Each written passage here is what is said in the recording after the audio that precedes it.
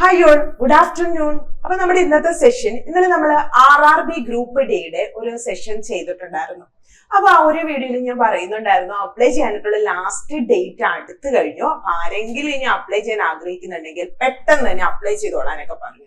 പക്ഷെ ഇന്നലെ വീണ്ടും റെയിൽവേ ഈ ഒരു ഗ്രൂപ്പ് ഡി എക്സാമിന് അപ്ലൈ ചെയ്യാനായിട്ടുള്ള ഡേറ്റ് നീട്ടിയിരിക്കുകയാണ്. അപ്പൊ അതിന്റെ ഡീറ്റെയിൽസ് ഒക്കെ നമുക്ക് നോക്കാം. Welcome to challenger app. ഞാൻ സജിത.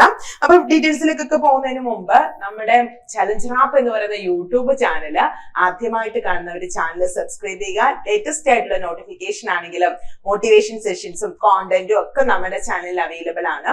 അതുപോലെ തന്നെ നിങ്ങൾക്ക് ഏതൊരു കോമ്പറ്റേറ്റീവ് എക്സാമിനാണെങ്കിലും നമ്മൾ മാക്സിമം ക്വസ്റ്റ്യൻസ് പ്രാക്ടീസ് ചെയ്യുന്നത് നമുക്ക് ഈ ഒരു എക്സാം ക്രാക്ക് ചെയ്യാനായിട്ട് നമ്മളെ സഹായിക്കാറുണ്ട്. അപ്പൊ നിങ്ങൾക്ക് പ്രാക്ടീസ് ചെയ്യാനായിട്ടുള്ള മാക്സിമം ക്വസ്റ്റ്യൻസ് നമ്മുടെ ആപ്പിലുണ്ട്. അതിനായിട്ട് ആപ്പ് ഇൻസ്റ്റാൾ ചെയ്യണം. ആപ്പ് ഇൻസ്റ്റാൾ ചെയ്യാനുള്ള ലിങ്ക് ഞാൻ ഡിസ്ക്രിപ്ഷനിൽ കൊടുത്തിട്ടുണ്ട്. അതുവഴി കയറി നിങ്ങൾ ആപ്പ് ഇൻസ്റ്റാൾ ചെയ്യുക.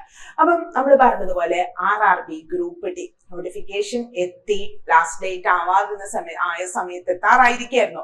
അപ്പൊ ആ ഒരു ടൈമിൽ സൈറ്റ് ഒക്കെ കുറച്ച് ബിസി ആയി. അപ്പൊ കുറച്ചു പേർക്കൊന്നും അപ്ലൈ ചെയ്യാനൊന്നും പറ്റിയില്ലായിരുന്നു. ആ ഒരു ടൈമിൽ റെയിൽവേ വീണ്ടും ഇത് അപ്ലൈ ചെയ്യാനായിട്ടുള്ള ഡേറ്റ് നീട്ടിയിരിക്കുകയാണ്.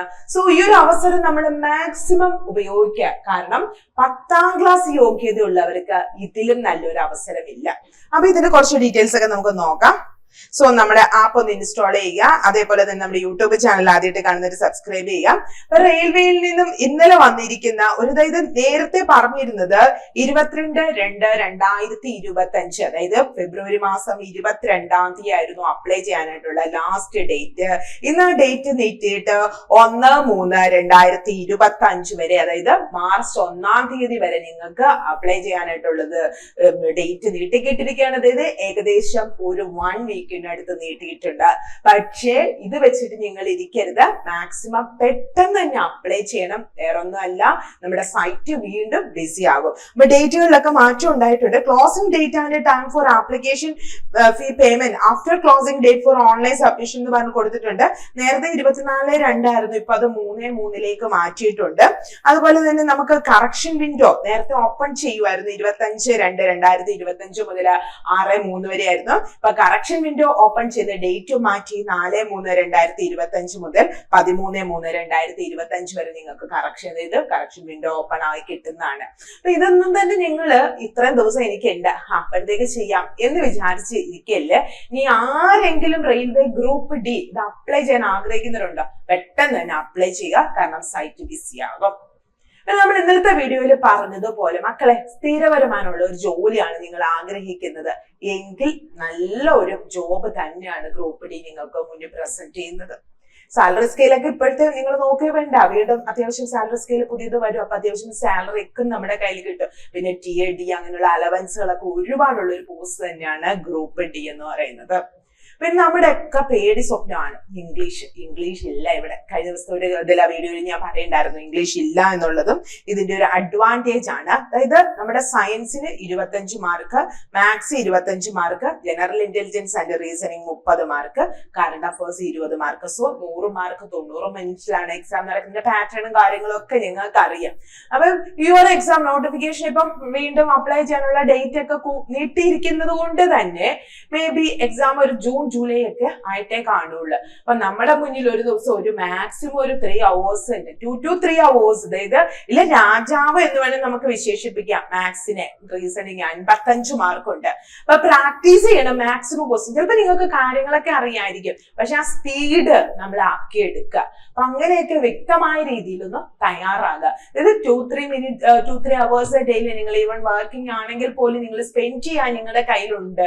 അതോടൊപ്പം തന്നെ എന്തായാലും ഞാൻ ഈ ഒരു എക്സാം ക്രാക്ക് ചെയ്യും, എനിക്കിത് വേണം എന്നൊരു ഉറച്ച വിശ്വാസം ഉണ്ടെങ്കിൽ തീർച്ചയായിട്ടും നിങ്ങൾക്ക് ഒരു എക്സാം ക്രാക്ക് ചെയ്യാനായിട്ട് പറ്റും. ഇപ്പം ഏത് കോച്ചിങ് സെന്ററിൽ പോയി പഠിച്ചാലും, ഏത് ബുക്ക് നമ്മൾ റെഫർ ചെയ്താലും, എത്ര പ്രീവിയസ് ക്വസ്റ്റ്യൻസ് നമ്മൾ പ്രാക്ടീസ് ചെയ്താലും, ഇതിലൊക്കെ നമ്മുടെ മുന്നിലെത്തിക്കുന്ന വേറൊരു ഫാക്ടർ എന്ന് പറയുന്നത് വേറെ ഒന്നുമല്ല, നമ്മുടെ ഉള്ളിൽ തന്നെയുള്ള ഏറ്റവും ആഗ്രഹം.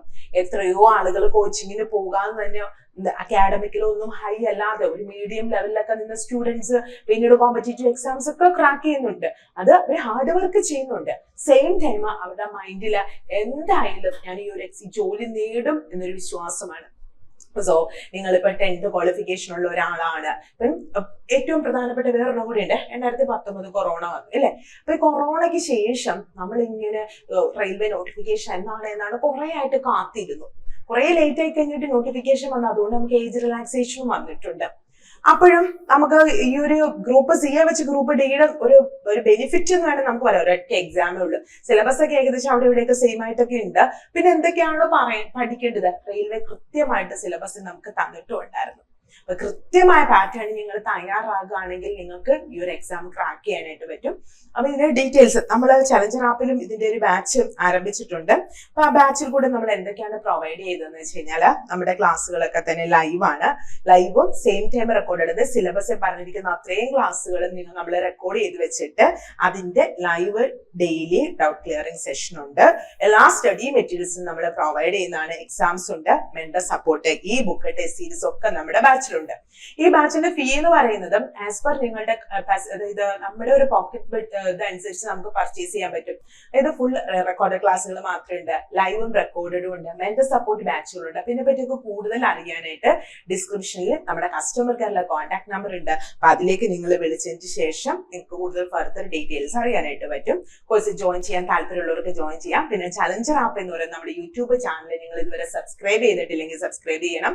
വീഡിയോ ഇഷ്ടമെങ്കിൽ ലൈക്ക് ചെയ്യണം, ഷെയർ ചെയ്യണം, മാക്സിമം ഫ്രണ്ട്സിലേക്ക് എത്തിക്കാനായിട്ട് ശ്രമിക്കുക. ബിക്കോസ് 10th കഴിഞ്ഞ് നമുക്ക് ഒരു സെൻട്രൽ ഗവൺമെന്റ് ഇത്രയും നല്ല സാലറിയിൽ ഒരു ജോബ്, അതായത് ഇപ്പൊ നിൽക്കുന്ന ആ ഒരു സാലറിയുടെ ആ ഒരു ഇത് മാറും. പുതിയ കമ്മീഷനൊക്കെ വന്നു കഴിയുമ്പോഴത്തേക്ക് പാക്കേജ് വീണ്ടും കൂടും. സോ നമ്മൾ അത്ര വലിയൊരു എഫേർട്ട് PSC പ്രിപ്പയർ ചെയ്യുന്ന ഒരു ഉദ്യോഗാർത്ഥിക്കാണെങ്കിൽ അറിയാം ഇത്ര കഷ്ടപ്പെട്ട് നമ്മൾ പഠിച്ചാലും ചില സമയങ്ങളിൽ എക്സാം ക്രാക്ക് ചെയ്യാൻ പറ്റത്തില്ല. കാരണം അത് SCRT ചോദിക്കുന്നു, NCRT ചോദിക്കുന്നു, ലക്ഷ്മികാന്ത് പഠിക്കണം എന്ന് പറയുന്നത്, അതുപോലെ ശ്രീധര മേനോൻ സാറിന്റെ ബുക്ക് പഠിക്കണം എന്ന് പറഞ്ഞു ആകെ നമ്മൾ തകർത്ത് പഠിക്കും. ചിലപ്പോഴൊക്കെ നമുക്ക് അതൊരു എക്സാം ക്രാക്ക് ചെയ്യാൻ പറ്റാത്തൊരവസ്ഥയിലേക്ക് മാറും. പക്ഷെ ഇവിടെ അങ്ങനെയല്ല. ഈ സിലബസിൽ എന്താണോ പറഞ്ഞിരിക്കുന്നത് ഈ കാര്യങ്ങളൊക്കെ തന്നെ ആയിരിക്കും ചോദിക്കുന്നത്. പിന്നെ നമ്മൾ കുറച്ച് ക്വസ്റ്റ്യൻസ് പ്രാക്ടീസ് ചെയ്യുക. ഇനി ഈ തവണ ഇങ്ങനെയായി, ഇനി അടുത്ത വർഷമായിട്ട് ആ നോട്ടിഫിക്കേഷൻ വരുമ്പോൾ എനിക്ക് പഠിക്കാം എന്ന് പറഞ്ഞാൽ മിനിമം ഒരു 5 വർഷം നമ്മുടെ കയ്യിൽ നിന്ന് പോയി.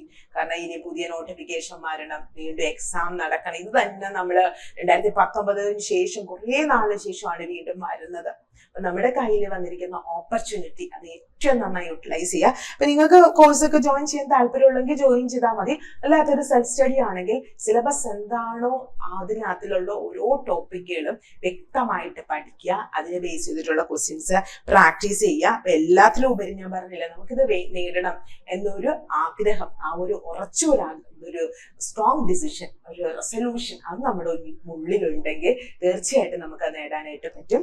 നമ്മുടെ ചാനൽ സബ്സ്ക്രൈബ് ചെയ്യാത്ത മക്കൾ ആരെങ്കിലും ഉണ്ടെങ്കിൽ ചാനൽ ഒന്ന് സബ്സ്ക്രൈബ് ചെയ്യുക. വീഡിയോ ഇഷ്ടമെങ്കിൽ ലൈക്ക് ചെയ്യണം, ഷെയർ ചെയ്യണം. നമുക്ക് വീണ്ടും ഒരു വീഡിയോ ആയിട്ട് കാണാം. ഡേറ്റ് എത്തിയിട്ടുണ്ട്. അപ്ലൈ ചെയ്യാത്തവര് പെട്ടെന്ന് തന്നെ അപ്ലൈ ചെയ്യുക. Thank you all.